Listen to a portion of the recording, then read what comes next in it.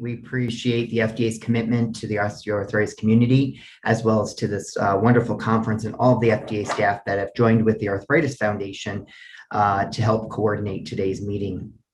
For those that don't know me, I'm Stephen Taylor, and I'm the Executive Vice President of the Arthritis Foundation. And it's a pure honor to be here today among the OA science community as we discuss a very important topic in the drug development for a potential treatment for OA.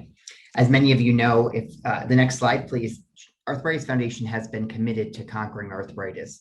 We have been a long-standing partner with the patient community as well as the healthcare professional community on bringing together the patient voice and all of those that are working together to fight this disease.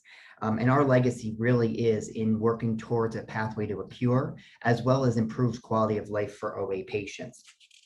Next slide.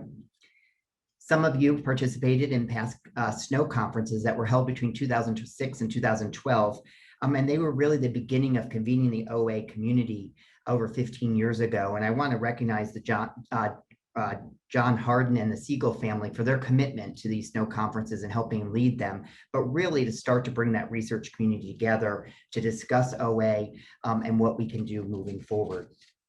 Next slide.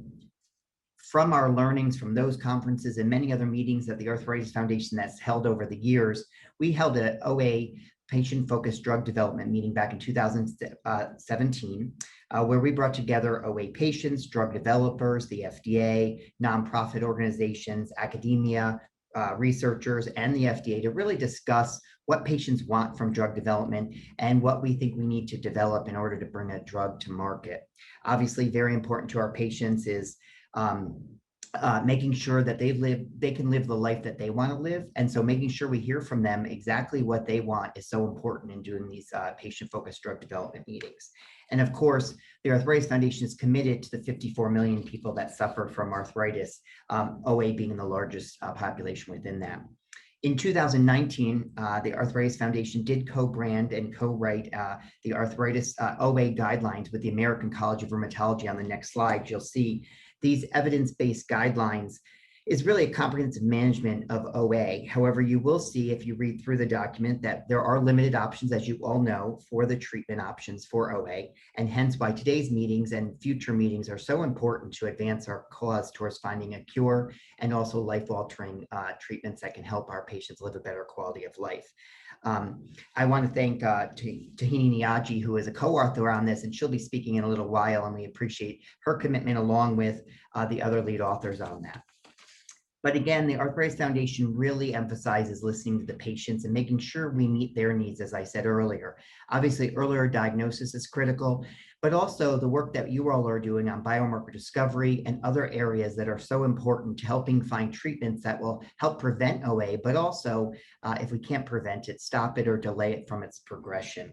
And we also, the Arthritis Foundation is very committed to this community. We have launched our OA Clinical Trials Network, which was launched a number of years ago with amazing institutions that are part of our network. We are working side by side with these institutions to really advance clinical research for OA, but also important critical phase 2 trials. And I encourage all of you to learn more about the OA Clinical Trials Network, either on the Arthritis Foundation website or connecting with some of your peers that are part of that network as we continue to expand it later in 2021, but also in 2022 with some exciting new advancements in the OA Clinical Trial Network.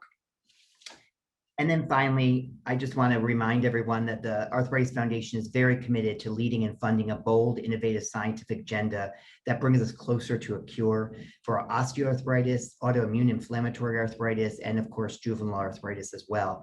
But OA is so important. It affects so many Americans, as well as the pain as prevalent and really pervasive in a person's life. The quality of life for a person with OA can be very diminished, and we want to work together to improve their quality of life. And I thank the OA science community today. I want to thank Jason Kim from the Arthritis Foundation staff for helping lead this, along with our next speaker, Nicolay from the FDA.